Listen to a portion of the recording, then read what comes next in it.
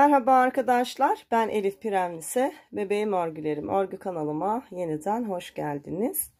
Bugün sizlerle beraber zikzak bere çalışmasını çalışacağız. Son zamanlarda benden bu model çok istendi. Zikzaklı bere çalışır mısınız Elif Hanım diye özellikle bir takipçim çok yazdı. Ben de sizler için anlattım. Şöyle göstereyim. Mankende çok belli olmuyor. Bakın arkadaşlar, böyle zikzak desenleri olan çok kolay bir model çalışması. Artan iplerinizle beraber örebileceğiniz bir çalışma. Rahat 1, 2, 3 yaşın kullanılabileceği büyüklükte bir çalışma oldu. Şimdi en boy ölçüsü de size vereceğim. Misinalı şişle ördüm, yani dikişsiz örmüş oldum, ama isterseniz dikişli olacak şekilde de örebilirsiniz. Modeli anlatırken kaç ilmekle başlayacağınızı, nasıl ayarlayacağınızı söyledim. Bakın arkadaşlar, lastik kısmı 18 santim. Şu üst kısmı tam 20 santim ve yüksekliğimizde şöyle 19,5-20 santim civarı. Yani oldukça güzel bir çalışma. Bakın şu kısmımız oldukça güzel. Önce bir lastik çalışmasıyla başlıyoruz. Sonra hep düz örgü örüyoruz. Sadece renk geçişleri yaparak ördüğümüz bir çalışma olmuş oldu. Ben çok beğendim. Çok da güzelmiş. Umarım isteyen arkadaşların da gönlü olmuştur. Arkadaşlar, Instagram sayfamdan bana istediğiniz modelleri gönderiyorsunuz. Bilmeyen arkadaşlara da söyleyelim. Instagram sayfam yine kanalımla aynı isimde, bebeğim örgülerim sayfası olarak ya da Elif Piremlisi olarak Instagram'dan bana ulaşabilir. DM'den, mesaj bölümünden de anlatmamı istediğiniz modellerin görsellerini gönderebilirsiniz. Evet, bu güzel çalışmayı birlikte öreceğiz. Bakın, çok kolay, renklerimiz de çok güzel. Ben artan iplerimle ördüm. Mümkün mertebe kalın iplerle örmeye dikkat edin arkadaşlar. Çok ince iplerle örmeyin. İstediğiniz büyüklükte modeli, şu gördüğünüz zikzak çalışmalarını arttırarak enine büyütebilirsiniz. Boy zaten kaç sıra örerseniz o kadar büyür. Yani eni ve boyu büyüterek istediğiniz büyüklükte örebileceğiniz kolay bir çalışma. Evet, beğeni ve yorumlarınızı bekliyorum. Hazırsak şimdi bu güzelliği örmeye başlayalım. Arkadaşlar, bere çalışmamda kalınca bir iple örgümü öreceğim. Alize'nin Lana Gold Klasik serisini kullanacağım arkadaşlar. %49 yün içeriği olan güzel bir örgü ipi. 100 gram ve 240 metre uzunluğunda. Şöyle tok bir ip. Böyle kalın iplerin tamamını kullanabilirsiniz. Biraz daha kalın ipler de kullanabilirsiniz. Hiç sorun değil. Ya da klasik bebe iplerimiz var ya, Naku Elite Baby gibi. Onları çift katta kullanarak örebilirsiniz. Alize'nin Happy Baby'si 330 metre. Onları çift kat kullanarak örebilirsiniz. Ben bugün Alize'nin Lana Gold'uyla öreceğim. Yün içeriği olan bir ip. Elimde artan iplerimi değerlendireceğim arkadaşlar. Dediğim gibi siz de elinizde artan ipleriniz varsa onlarla örebilirsiniz. Şimdi beremiz dikişli ve dikişsiz şekilde örülebilir. Dikişsiz bir anlatım yapacağım, ama dikişli örmek isteyen arkadaşlar da normal iki şişle beraber örebilirler arkadaşlar. Dikişsiz örmek isteyen arkadaşlarım, bakın, kısa uçlu, şöyle kaç santim hemen söyleyeyim. Bakın, şöyle ölçtüğümde 6-7 santim uzunluğunda böyle şişi olan ve misinası da kısa olan 40 santim uzunluğunda çorap şişi diye geçiyor arkadaşlar. Çok ucuz fiyatları, bir yumak ip parası bile değil, hatta yarısı kadar bile değil. Çok iyi bir marka almanıza gerek yok. Herhangi bir ucuz markada kullanabilirsiniz. Ben Bununla anlatacağım ve dikişsiz anlatacağım. Şimdi elimde 2 tane şişim var. Biri 4 numara. Diğeri de 5 numara arkadaşlar. Biri 4,5, pardon. Biri 4,5 numara. Bakın. Diğeri de 5 numara. 4,5 numara olan şişimle beraber lastiği başlayacağım. 5 ile beraber de arkadaşlar örmeye devam edeceğim. Evet, 4,5 ile lastiğimi başlayacağım. Arkadaşlar tekstil tipi lastik uygulaması yapacağım. Ama ben zorlanıyorum derseniz şayet klasik ilmek atma tekniğiyle de bu çalışmayı yapabilirsiniz. Şimdi ben tekstil tipi başlayacağım. Tekstil tipi başlangıcın uzun bir videosunu da daha önce yayınlamıştım. Oradan da ayrıntılarına bakabilirsiniz ama ben tekrar göstereceğim. Şöyle istediğim uzunlukta ipi 2 kat şöyle katladım ve avucumun içerisine aldım. Birini baş parmağıma, birini işaret parmağıma geçirdim. 4,5 milimetre şişimi de aldım. Bakın ilk ilmeğimi şöyle atıyorum. Bu benim birinci ilmeğim. Ardından bir baş parmağımdan, bir işaret parmağımdan ilmek alarak ilerleyeceğim. Toplamda 73 ilmek atacağız. Bu birinci ilmeğim. Bakın ikinciyi attım. 3, 4, bir sağdan bir soldan 5, 6, 7, 8, 9, 10, 11, 12, 13. Bu şekilde tam 73 ilmek şişimizi atalım. Eğer böyle yapmak istemiyorsanız, zor geliyorsa yine sizler de 73 ilmek normal klasik ilmek atma tekniğiyle ilmeklerinizi at. Arkadaşlar tam 72 ilmeğimi bu şekilde attım. Şimdi son bir ilmek atacağım. Bu son ilmeğimi de arkadaşlar bakın şöyle parmağımın arasından girip klasik ilmek atma tekniğiyle atıyorum ve 73 ilmeğe tamamlıyorum. Bu son ilmeğimiz kilit ilmeğimiz. O yüzden bunu böyle atmamız lazım. Şimdi 73 ilmeğimizi şöyle düzgün bir şekilde misinamızın üzerinde yayalım. Dönmediğine emin olacak şekilde düz olması lazım.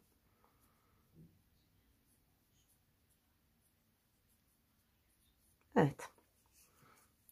Bu şekilde her iki bakın ucun 40 santim olduğu için komple misinamız dolmuş oldu. Evet, düzgün bir şekilde olduğuna emin olduk.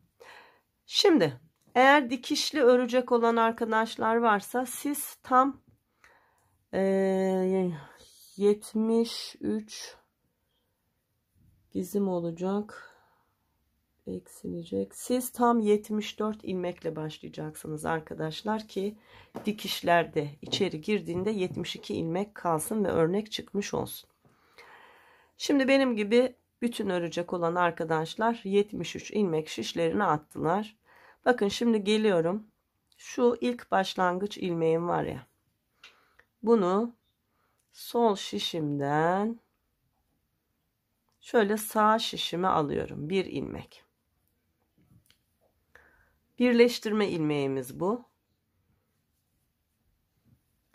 Bunu buraya aldıktan sonra bir arkadaki ilmek, yani son attığımız ilmeğimiz var ya, kilit attığımız ilmeğimiz. O ilmeği geliyorum.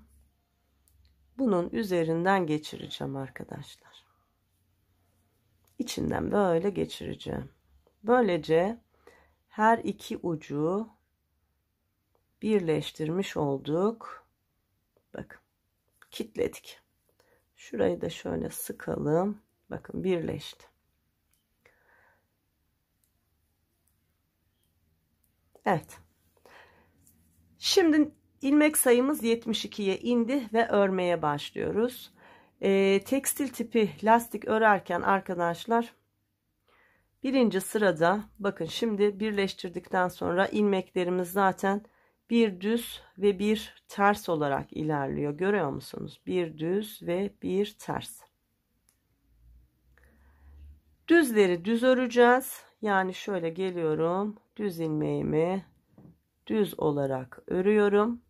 Bakın ters ilmeğim çok belli. İpi kendime alıyorum. Bu ters ilmeği şişe boşalıyorum. İpi arkaya yolluyorum. Sıradaki ilmek düz. Düzü düz olarak örüyorum. İpi kendime alıyorum. Sıradaki ilmeğim ters. Ters ilmeği örmüyorum. Şişime boşalıyorum. Sıradaki düz. Düzü düz olarak örüyorum. Sıradaki ters. Tersi örecekmiş gibi ipi kendime alıyorum. Fakat örmüyorum. Şişe boş olarak alıyorum. İlk sıramızı böyle örerek tamamlayacağız. Şimdi bir iki ilmek daha göstereyim. Bakın sıradaki ilmeğim düz. Düz olarak ört. İpi kendime aldım. Sıradaki ilmeğim ters. Boş olarak aldım. İpi arkaya yolladım. Sıradaki ilmek düz. Düz olarak ördüm. Bu şekilde şu tur başlangıcımızın, şu ipin olduğu yere kadar örelim. Evet arkadaşlar, bakın başlangıç yerime kadar bir ters bir düz örgülerle beraber düzleri örüp tersleri boş alarak örgümü ördüm. Şimdi bir işaretleyici takalım. Yerimiz belli olsun. Hep iple beraber yol almayalım. Aklımız karışabilir. O yüzden bir işaretleyici ile işaretleyelim hemen.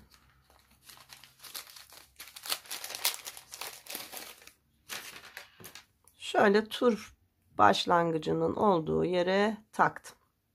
Şimdi ikinci sırayı öreceğiz. Arkadaşlar bu kez de tersleri öreceğiz. Düzleri şişimize boş alacağız. Bakın ilk ilmeğim ters. Bu ilk ilmeği örerek başlıyorum. Ters olarak ört. Ardından sıradaki ilmeğim düz. Düz olan ilmeği şişime boşalıyorum. Sıradaki ilmeğim ters. Ters olarak ördüm. Sıradaki ilmeğim düz. Şişime boşaldım. Sıradaki ters ördüm. Düzü boşaldım. Tersleri örüyorum. Düzleri boşalıyorum. Tersleri örüyorum. Düzleri boş alıyorum. İkinci turumuzu da böyle tamamlayacağız. Bakın bu şekilde tekstil tipi lastik örmüş oluyoruz. Eğer böyle örmeyecekseniz arkadaşlar normal bir düz bir ters tekli lastikle örgünüzü örebilirsiniz. Evet, düzleri boş, tersleri ters olarak örüyorum. Düzü boş aldım. Tersi ters olarak ördüm. Bu şekilde tur başlangıcımıza kadar örelim. Evet, ikinci turu tamamlıyorum. Bakın son ilmeğim düz ve şişime boş aldım. Şimdi üçüncü tura başlıyoruz arkadaşlar. Tıpkı bir de yaptığımızın aynısını yapacağız. İpi kendime alıyorum. İlk ilmeğim ters. Tersi örmeden şişimi aldım. Ardından düz ilmeği düz ördüm. Tersi örmeden şişimi aldım. Düz ilmeği düz ördüm. Tersi boş aldım. Düzü ördüm. Ters boş. Düzü düz ördüm. Üçüncü turu da bu şekilde tamamlayalım.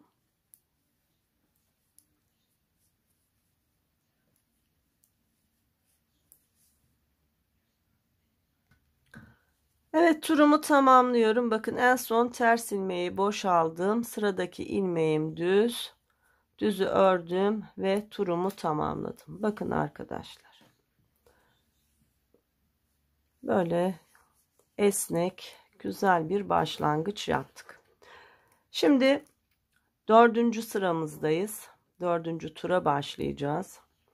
Bu kez düzleri boş alacağız ve tersleri öreceğiz. Bakın sıradaki ilmeğim ters, tersi ters olarak ördüm. Ardından sıradaki ilmeğim düz, düzü boşaldım. Tersi ördüm, düzü boş. Tersi ördüm, düzü boşaldım.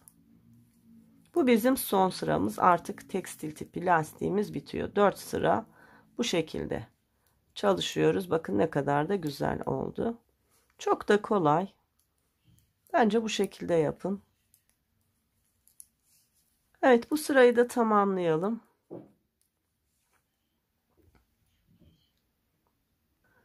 Evet, sıra sonuna yaklaşıyorum. Düzü boş aldım, tersi ördüm. Düzü boş aldım, tersi ördüm. Düzü boş aldım, tersi ördüm. Düzü boş aldım, tersi ördüm ve düzü boş alarak turumu tamamladım. Bakın arkadaşlar, 4 sıra örmüş olduk. Çok da güzel oldu.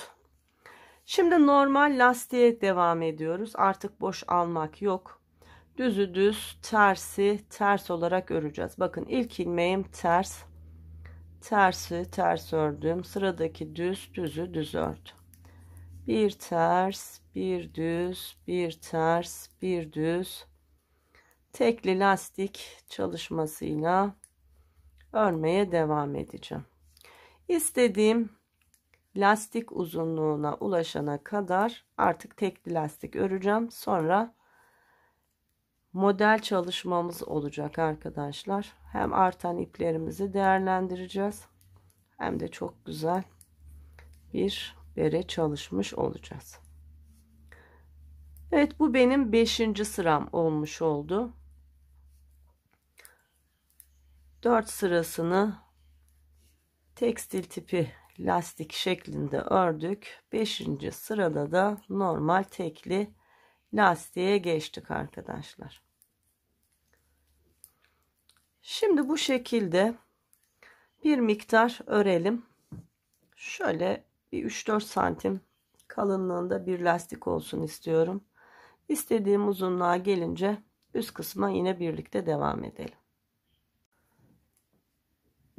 Arkadaşlar, lastiğimi ördüm. Tam 12 sıra boyunca lastik örmüş oldum. Bakın 2, 4, 6, 8, 10, 12. Şimdi model kurulumu yapacağız arkadaşlar. Ve örgümüze devam edeceğiz. Yine aynı kalınlıkta bakın böyle bir hardal rengi ipim var. Bu iple beraber örgüme başlayacağım. Tur başlangıcındayım. Geliyorum. Turdaki ilk ilmeğimi hardal rengimle beraber ördüm. Sıradaki ilmeği yine lacivert ilmeğimle örüyorum, ipimle örüyorum. 1, 2, 3 ilmek ördüm. Devam edeceğim. 5 ilmek ama şu ipler ayrık olmasın diye bakın böyle arkada örgü ipimin üzerine alıyorum ve 4. ve 5. ilmeğimi bu şekilde örüyorum. Şimdi tekrar bir ilmek renkli ipimle örüyorum. Sonra tekrar lacivert ipime geçiyorum. 1, 2, 3 ilmek ördükten sonra 4. ilmeği örerken yine renkli ipimi böyle üstten alıyorum. Sonra 4'ü ve 5'i örüyorum. Yani hep düz örgülerle örüyoruz. 5 tane lacivert, 1 tane hardal rengimle beraber. Devam edelim.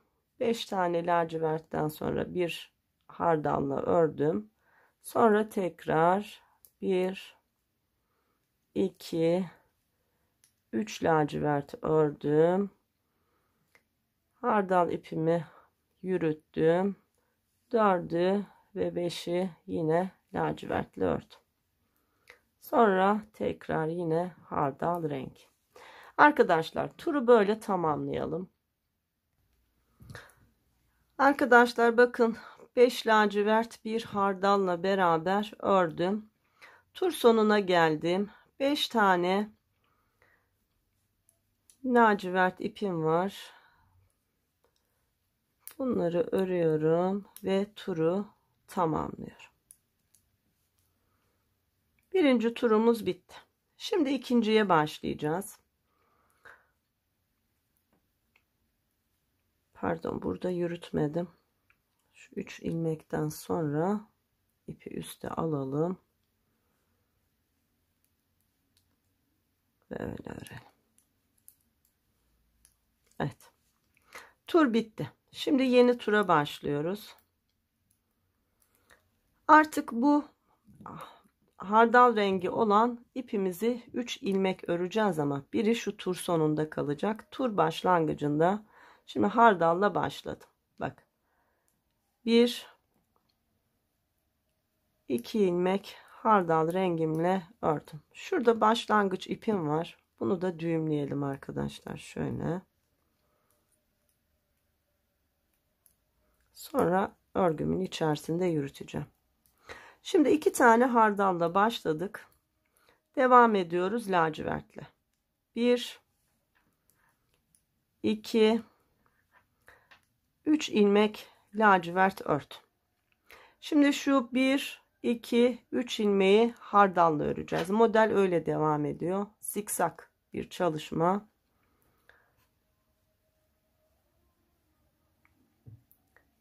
Başlayalım. 1 2 3 ilmek hardalla olanı ördüm. Geliyorum. Lacivertle 1 2 3 ilmek örüyorum. Yine bu ipleri birbirinin üzerinden geçiyoruz. Arkalarımızın böyle olması için ve iplerimizi çok germiyoruz arkadaşlar. Gerersek toplar. Tam örgüyle aynı boyda olabilecek şekilde bol bırakıyoruz. Evet, 3 ilmek ördüm. Şimdi lacivert. 1 2 3. Sonra hardal. 1 2 3. Tekrar lacivert. 1 2 3. Bu şekilde turumuzu tamamlayalım. Evet, sıra sonuna yaklaştım. Bakın 3 lacivertten sonra hardal rengimle 3 ilmek ördüm. Tur sonunda 4 ilmeğim kaldı. Üçünü lacivertle 1 2 3 ördüm. Şu dördüncüyü, burada 2 tane hardal örmüştük. Bu da onun üçüncüsü ve turu tamamlamış olduk. Şimdi yeni tura geçeceğiz. Yine hardalla başlıyoruz. 1 2 3 ilmek hardalla ördükten sonra bir ilmek lacivert ipimle örüyorum.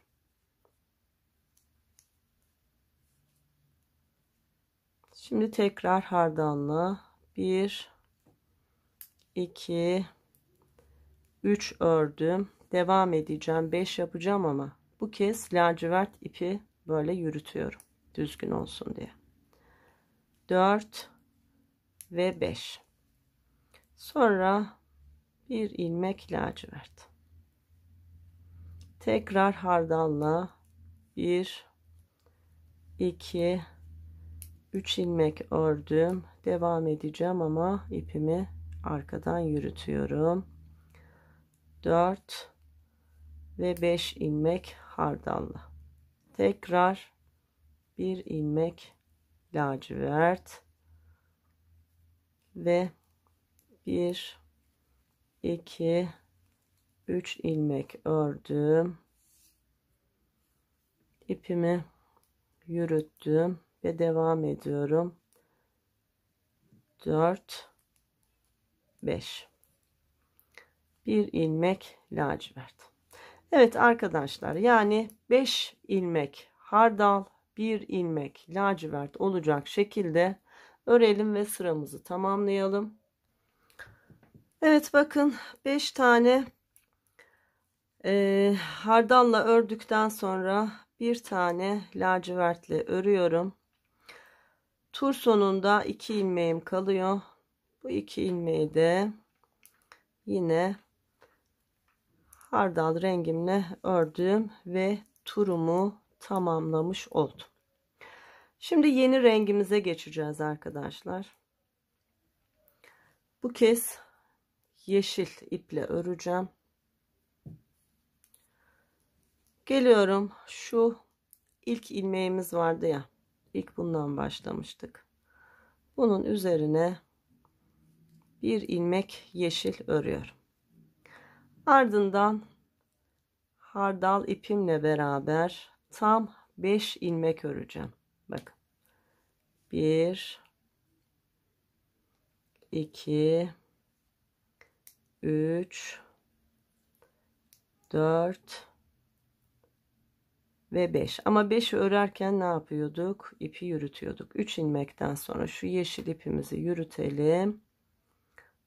Sonra 4 ve 5'i örelim. Evet, örttük. Şimdi yine bir ilmek yeşil öreceğiz arkadaşlar. Bakın, ipi aldım, geldim. Bir ilmek yeşil ördüm. Sonra 5 ilmek hardal. 1 2 3'ü ördükten sonra ipi yürütüyorum. 4 ve 5. Tekrar yeşil ipimle beraber örmeye devam ediyorum. Bakın, bir ilmek ördüm. Sonra devam ediyorum. 1 2 3 ilmeği ördüm. İpi yürütüyorum.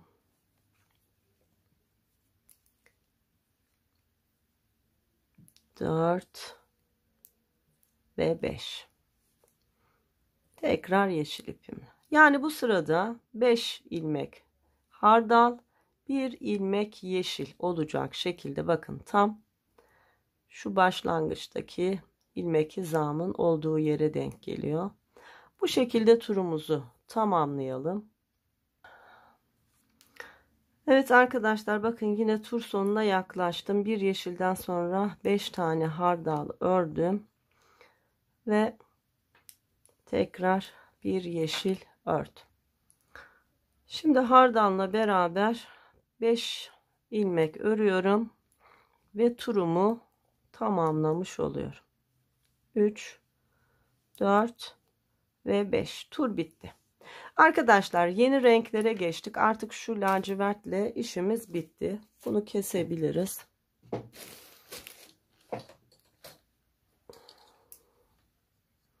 Biraz uzun bırakarak kestim. Hatta şuradaki başlangıç olan yeşil ipimizle bağlayabiliriz. Sonra örgümüzün içerisinden yürüterek gizleriz. Şimdi bir sonraki tura başladık. Yine tur başlangıcımıza işaretleyicimizi takalım. Örerken bu ipleri çevirdiğimiz için arkadaşlar böyle dolanabiliyor. Bunu ara ara düzelterek örebilirsiniz. Şimdi başlıyoruz yine. Tur başlangıcında ilk ilmeğim yeşil, yanındaki ilmeğim yeşil. 2 ilmek yeşille başladım. Ardından hardalla örmeye devam ediyorum. 1 2 3 ilmek hardal, ardından 1 2 3 ilmek yeşil. Tekrar 1 2 3 ilmek hardal. Bakın dolanıyor, böyle düzeltiyorum. Ardından 1 2 3 ilmek yeşil. Tekrar 1 2 3 hardal, 1 2 3 ilmek yeşil. Bu sırayı da böyle tamamlayalım. Aslında aşağıda yapmış olduğumuz şeyin aynısını yapıyoruz arkadaşlar, ama aklınız karışmasın diye böyle sıra sıra gösteriyorum. Evet, 3 ilmek yeşil, 3 ilmek hardal olacak şekilde turumuzu tamamlayalım.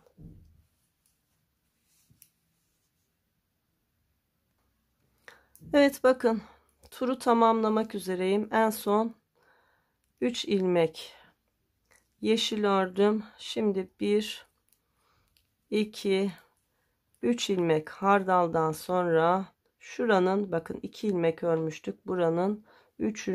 ilmek yeşili burada ördük ve sıramızı tamamladık.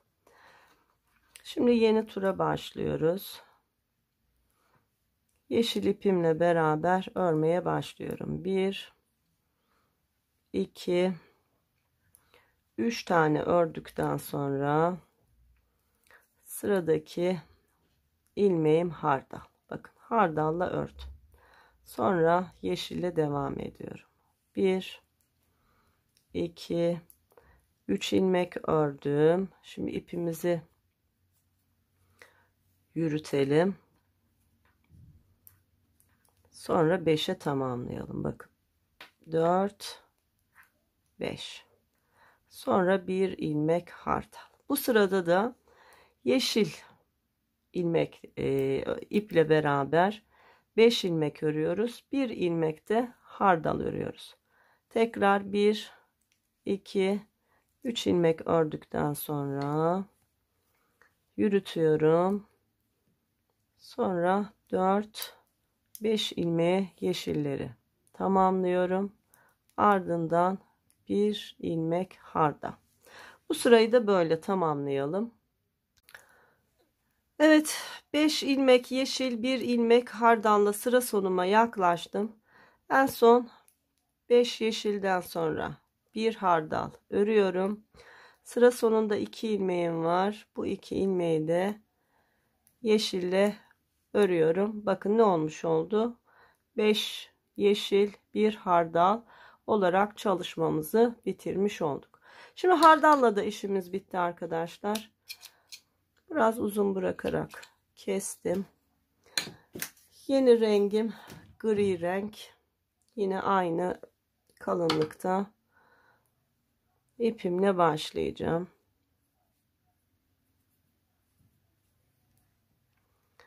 Evet, yeni tura geçiyoruz. İlk ilmeği gri ipimle örüyorum. Bir ilmek ördüm. Ardından yeşille devam ediyorum. Şimdi 1 2 3 5 tane öreceğim, ama ne yapıyorduk? İpi yürütüyorduk. Evet, üste aldım ve devam ediyorum. 4 5 ilmek yeşil ördüm. Şimdi bir ilmek gri. Tekrar 1 2 3 ördüm. Devam edeceğim ama ipi yürütüyorum. 4 5 ilmek gri, bir ilmek, pardon yanlış yaptım arkadaşlar, bir ilmek gri öreceğiz. Özür dilerim. Bir ilmek gri ördükten sonra yine 5 ilmek yeşil örüyorum. Üçünü ördüm. Sonra ipi yürüttüm. 4'ü ve 5'i ördüm. Tekrar bir ilmek gri. Evet, bu şekilde örerek sıramızı tamamlayalım. Evet, 5 yeşil bir gri ile beraber sıra sonuna geldim. Bakın sıra sonunda bir griden sonra 1 2 3 4 5 yeşille sıramı tamamladım. Şurada kesmiş olduğumuz ipimizle yine başlangıç ipimizi düğümleyelim. Bakın arkadaşlar, yürüttüğümüz için örgümüzün içi de çok temiz ve düzgün oluyor. Evet, bunu da bağladık. Şimdi yeni tura geçiyoruz. Şimdi yeni turda arkadaşlar ilk ilmeğimizi gri ile örüyoruz. Yanındaki ilmeği de gri ile örüyoruz. Yani 2 gri ile başlıyoruz. Ardından yeşille devam ediyoruz. 1, 2, 3 ilmek yeşil. Sonra 1, 2, 3 ilmek gri. Hep aynı şeylerin tekrarını yapıyoruz aslında arkadaşlar. Sonra tekrar 1, 2, 3 ilmek yeşil. 1, 2, 3 ilmek gri. Tekrar 1, 2, 3 ilmek yeşil. 1, 2, 3 ilmek gri. Bu şekilde sıramızı tamamlayalım. Evet, 3 yeşil 3 gri ile beraber ördüm. Sıra sonuna yaklaştım. Beraber devam edelim. 1, 2, 3 griden sonra 1, 2, 3 yeşil ördüm. Tur sonunda bir ilmeğim kaldı. Onu da gri olarak ördüm. Şimdi yeni tura geçiyoruz yine. Şu ipimi bir düzelteyim. Evet. Şimdi başlayalım. Şimdi yeni turda 5 ilmek gri öreceğiz. 1 ilmek yeşil öreceğiz. 1, 2, 3 ilmek griyi ördüm. Devam edeceğim ama şu yeşil ipimi yürüttüm. 4,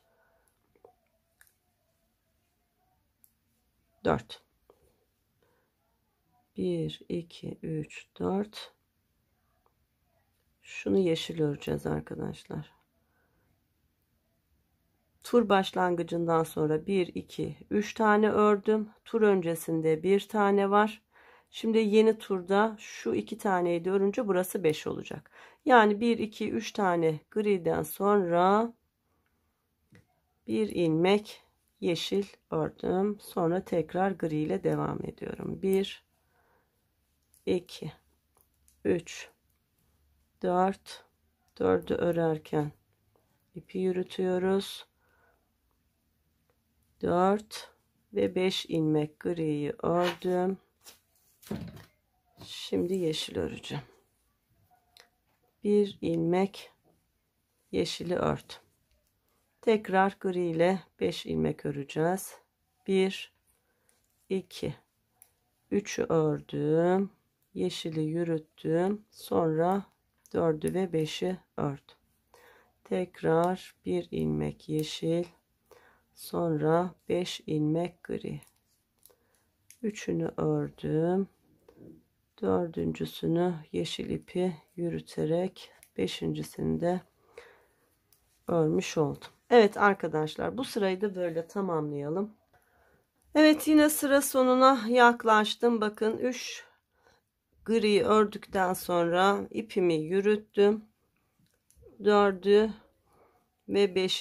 griyi ördüm. Ardından bir ilmek yeşil ördüm. Tur sonuna geldim. Son 2 ilmeğimi de gri örerek sıramı tamamladım. Şu yeşille de işimiz bitti arkadaşlar. Bunu da keselim. Şimdi tekrar başlangıçta kullandığımız lacivert ipimizle beraber örgümüze başlayacağız. Şurası yine tur başımız. Hep aynı şeylerin tekrarını yapıyoruz farkındaysanız, ama artık bu son sıramız. Zikzaklı kısmımız bitti. Bakın ilk ilmeği lacivertle ördüm. Ardından Devam ediyorum. 1 2 3 ilmek gri ördüm. İpi üzerinden yürüttüm. 4'ü ve 5'i gri ile ördüm. Sonra lacivertle bir ilmek ördüm ve tekrar 5 ilmek gri örüyorum. 1 2 3 ipi yürütüyorum. Sonra 4 ve 5. Tekrar bir ilmek lacivert. Bakın. Sonra yine 5 ilmek gri. Evet, bu sırayı da böyle tamamlayalım arkadaşlar.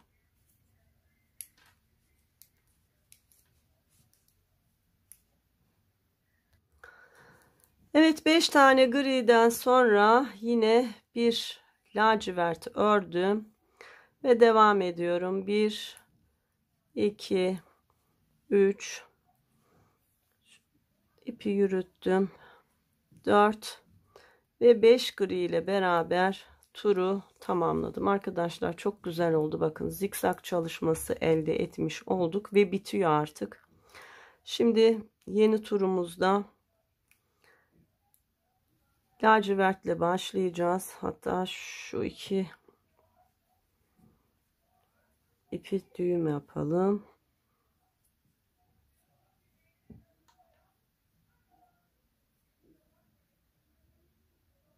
Evet. Şimdi başlayalım lacivert ipimizle. 1 2 ilmek lacivert ördüm sıra başında. Sonra 1 2 3 ilmek gri. 3 lacivert 3 gri olarak öreceğiz bu sırayı. 1 2 3 lacivert, ardından 1 2 3 ilmek gri. 1 2 3 lacivert, 1 2 3 ilmek gri. Evet, turumuzu bu şekilde tamamlayalım. Bakın arkadaşlar, örgümüzün içi de böyle oluyor. Evet, tamamlayalım. Evet, sıra sonuna yaklaştım. Bakın, 3 gri 3 lacivertle beraber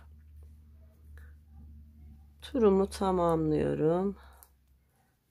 En son ilmeğim 3 griden sonra bir ilmek lacivert.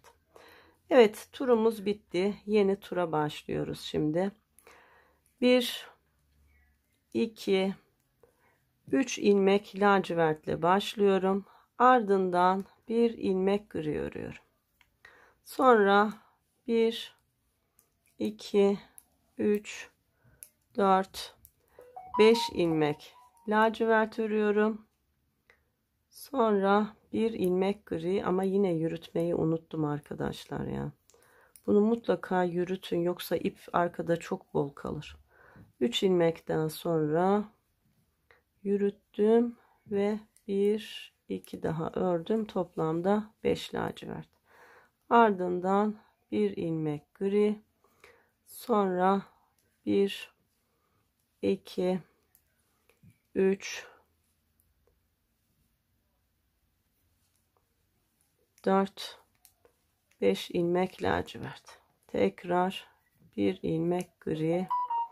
Bu şekilde 5 lacivert 1 gri olarak turu tamamlayalım.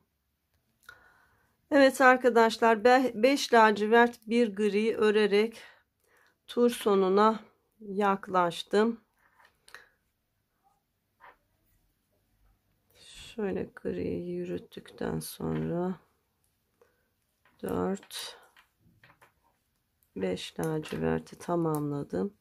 Şimdi bir gri 2 lacivertle turumu bitirdim. Evet arkadaşlar, artık gri ipimizle de işimiz bitti. Onu da keselim. Bu zikzak çalışmamız da bitti arkadaşlar. Hatta şunu şuradan düğümleyeyim. Zikzak çalışmamız da bitti. Şimdi bir tur boyunca var olan ilmeklerimizin tamamını lacivert ipimizle düz örgü olarak örüyoruz. Sonra benek çalışması yapacağız artık. Zikzaklar bitti. Benekli kısımları öreceğiz. İstediğimiz uzunluğa ulaşana kadar devam edeceğiz. Sonra da beremizi bitireceğiz. Evet. Bakın ne kadar güzel oldu. Şimdi bir tur boyunca lacivertle örgümüzü örüp tamamlayalım. Evet arkadaşlar, bir tur olacak şekilde ipimle beraber turumu tamamladım. Şimdi yeni tura başlıyoruz. Artık bu zikzak çalışmamız bitti. Ne yapıyoruz? Yine hardal rengi ipimizle beraber başlayacağız. Bakın, tam bu zikzak çalışmasının şu en dip kısmı olan ilmekteyiz. Sıra başındayız. Buradan hardal rengimizle beraber tur başlangıcındaki ilk ilmeğimi örüyorum. Sonra devam ediyorum diğer ipimle. 1 2 3 ilmek ördüm. Şu ipleri yürütmeyi unutmayalım. Yürüttüm ve devam ediyorum. 4 5 ilmek ördüğümde bakın yine zikzağın bu en uç kısımda, tam orta kısmındayım. Şimdi yine hardal rengimle öreceğim. Sadece oralarda birer ilmek öreceğiz bu turda. Bakın ördüm, sonra diğer ipime geçtim. 1 2 3 ilmek ördüm. 5'e tamamlayacağım ama ipimi yürütüyorum. 4 5 tekrar hardal rengimle beraber bir ilmek örüyorum. Yani 5 ilmek arayla birer ilmek hardal rengimizle bu turu örüyoruz. Örelim ve tamamlayalım. Evet, turumu bakın tamamlıyorum. Yine 5 ilmek ördüğümde turum tamamlanmış oldu. 5 ilmek arayla hardal ipimle örmüş oldum. Şimdi arkadaşlar, bu yeni turumuzda sadece lacivert ipimizle, saks ipimizle beraber bütün ilmeklerimizi düz örgü olarak örüp turu tamamlıyoruz. Tamamlayalım.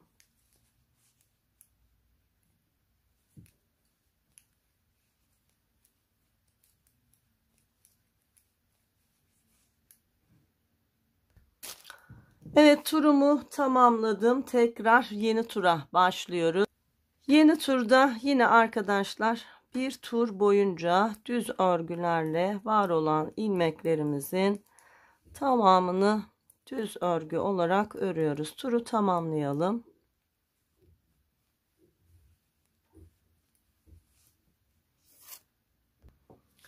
Evet, ikinci kez saks rengimle turumu tamamlamış oldum. Bakın, şu çalışmadan sonra, renkli çalışmamızdan sonra 2 sıra örmüş oldum. Şimdi yeni tura başlıyoruz.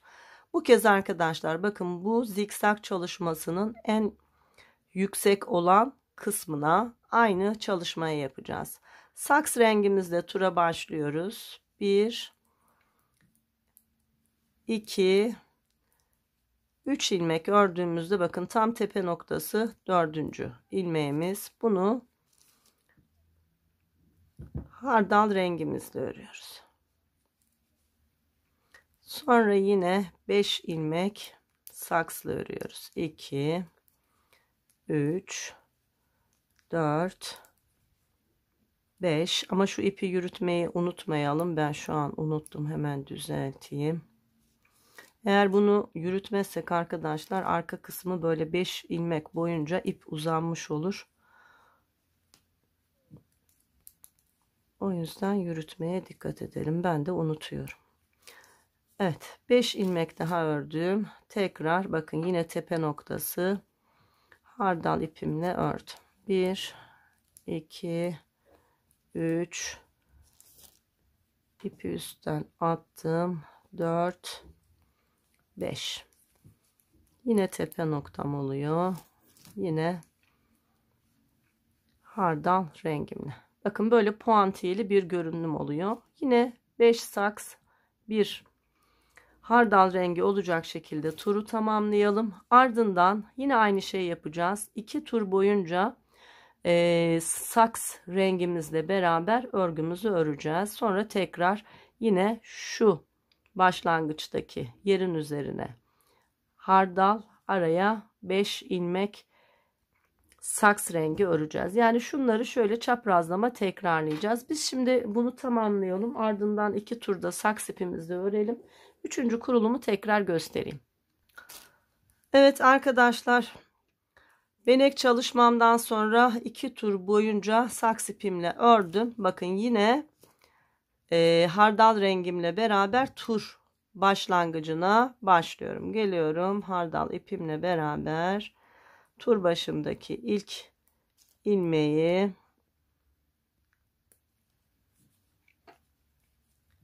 ördüm. Ardından saks ipimle araya 5 ilmek örüyorum. 4 5. Bakın yine aynı nokta. Yine hardal rengimle bir ilmek ördüm. Sonra tekrar 5 ilmek saks rengimle örüyorum. Evet, bu turu da bu şekilde tamamlayalım. Sonra 2 tur boyunca yine saks ipimizle örgümüzü örelim. Evet, benek çalışmasını tekrarladıktan sonra 2 sıra boyunca saks rengi ipimle ördüm. Arkadaşlar şu ana kadar tam şöyle ölçtüğümde bakın 15 santim uzunluğunda bir örgü örmüş olduk. Şimdi bunu bir kez daha bu şekilde örelim. Benek çalışmasını. Yeni tura başladım. Bakın bir önceki benek sırasına tekrar beneğimizi yapacağız. Önce saks rengi ipimle 1 2 3 ilmek ördüm tur başında. Ardından bir ilmek hardal rengimle ördüm. Sonra yine 5 ilmek saks rengimle örüyorum.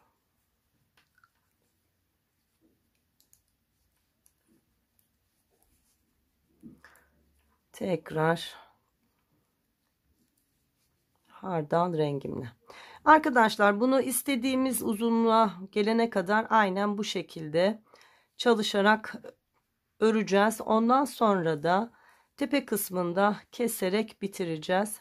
Şimdi her biriniz çocuğunuzun başının yüksekliğini ölçelim. Bakın zaten böyle büyükçe bir çalışma. Baş yüksekliğini de ölçü alın. Çocuğunuzun baş yüksekliğine göre bu çalışmayı devam edebilirsiniz. Sonra kesme çalışması yapacağız. Şimdi ben birkaç sıra daha öreceğim. Sonra kesme çalışmasıyla devam edeceğiz.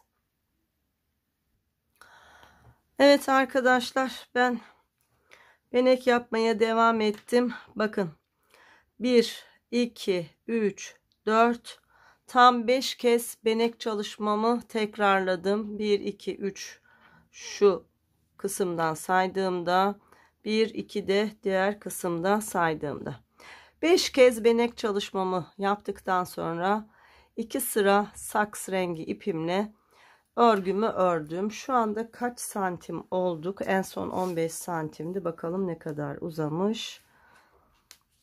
Şu anda 18 santim uzunluğuna ulaşmışız. Bu oldukça yeterli bir uzunluk. Şimdi arkadaşlar saks ipimle değil de hardal rengi ipimle tepe kesimini yapacağım. Şimdi yine tur başından başlıyorum. Bakın.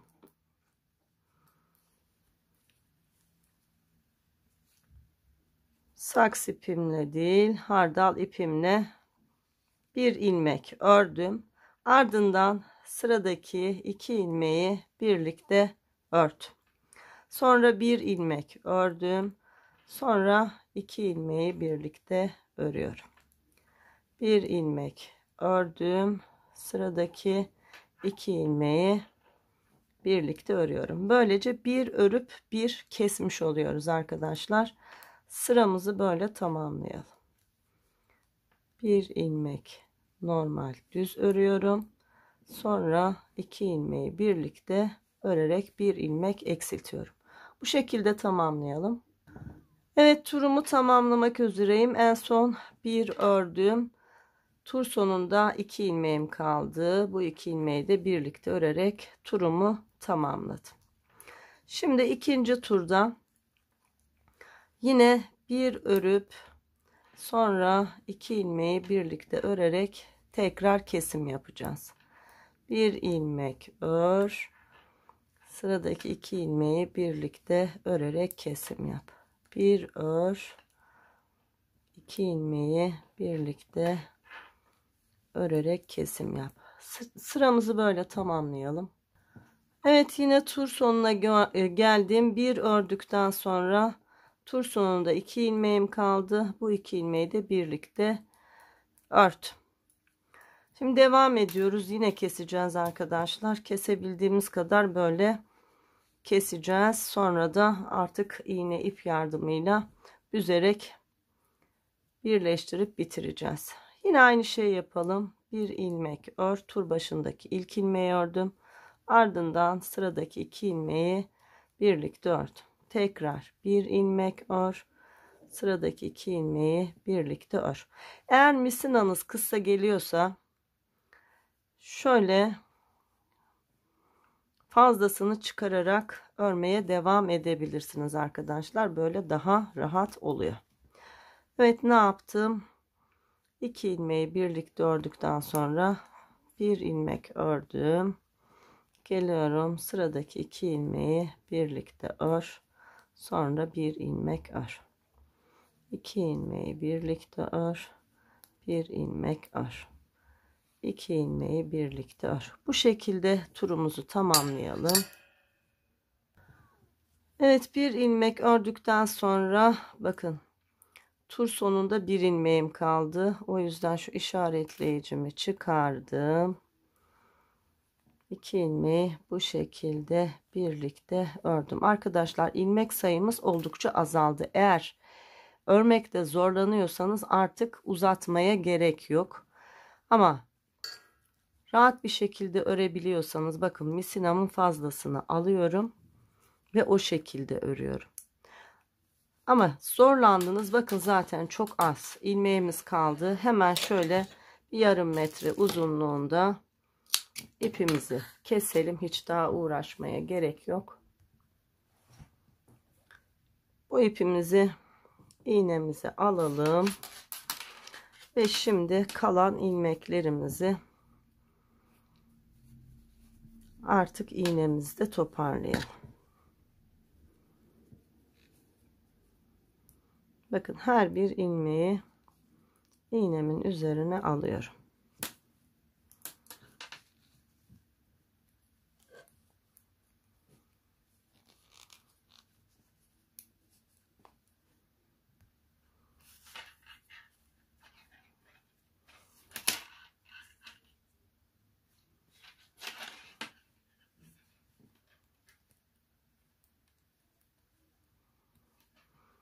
Kaç ilmek kaldığını da şimdi ilmekleri aldıktan sonra söyleyeceğim.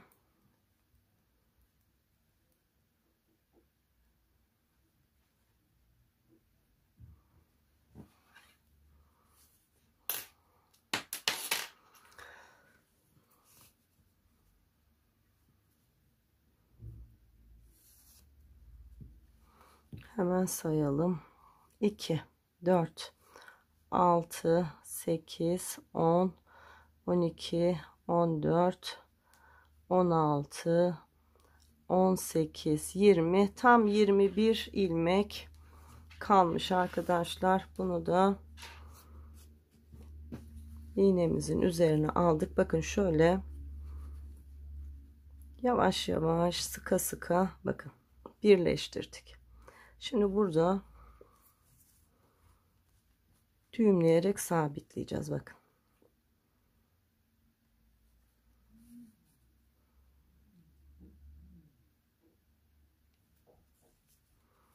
Evet, düğümledim, sabitledim. Şimdi içeriye alalım.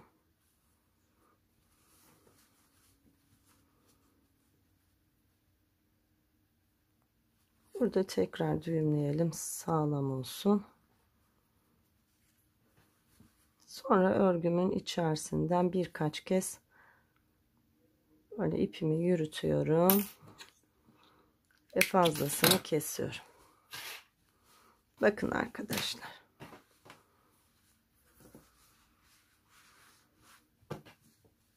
Çok güzel bir çalışma yapmış olduk. Buna şimdi bir de pompon çalışması yapalım. Yine hardal rengi ipimle beraber pompon aparatımla şöyle küçük bir pompon yapayım. Onu da nasıl taktığımı size göstereceğim. Bakın tam şu orta kısmı yerleştireceğiz ve çok güzel düzgün olacak. Evet arkadaşlar, pompon aparatımın en büyüğün bir küçük boyuyla beraber pomponumu yaptım. Eğer pompon aparatınız var ve pompon yapımını bilmiyorsanız onunla ilgili videomda var. Nasıl yapıldığını ayrıntılı bir şekilde anlatmıştım yıllar önce. Evet, pomponumu yaptım. Bakın arkadaşlar, pomponumuzun 2 tane bağcığı var. Birini şu birleştirme yerinin bir tarafından, diğerini de tam karşısından. Bakın şu iç taraftan daha rahat görürsünüz. Bakın. Biri bir taraftan, biri diğer taraftan geçecek şekilde arada 1,5 santim kadar bir mesafe olacak şekilde geçirdim. Sıkıca düğümlüyorum. Evet, birkaç kere düğümümü attım ve şöyle bir 2 santim uzunlukta ip bırakarak kestim. Bakın ne kadar güzel bir bere çalışmamız oldu. Instagram'dan bir arkadaşımız bu bereyi birkaç kez benden istedi. İlla anlatır mısın? İlla anlatır mısın diye. Hatta anlatıma başladıktan sonra bile inşallah unutmamışsınızdır, anlatırsınız diye yazdığında evet anlatmaya başladım bile demiştim. Bugün ki bitirmiş oldum arkadaşlar. Şimdi en boy ölçüsü vereyim. Ortalama yani 1 yaştan 3 yaşa kadar kullanılabilir büyüklükte bir çalışma oldu. Şöyle 18,5 santim uzunluğumuz var. Enimizde şöyle tuttuğumda 20 santim de genişliğimiz var. Arkadaşlar, istediğiniz büyüklükte örebilirsiniz. Sadece şu kurulum sayılarını artırarak. Şimdi benim küçük bir manken başım var. Onun üzerinde hemen görelim. Bakın böyle güzel bir çalışma oldu. Şöyle biraz daha kaldırırsam. Evet, bakın. Böyle harika bir çalışma oldu. Artan iplerinizi değerlendirerek örebileceğiniz hem güzel hem kolay bir çalışma. Bakın, dönerek ördüğümüz için şurası aslında tur başlangıçlarımızın olduğu yer ama hiç belli değil. Evet arkadaşlar, bir anlatımın daha sonuna gelmiş oldum. Umarım beğenmişsinizdir. Beğeni ve yorumlarınızı her zamanki gibi bekliyorum. Her şey gönlünüzce olsun. Hoşça kalın.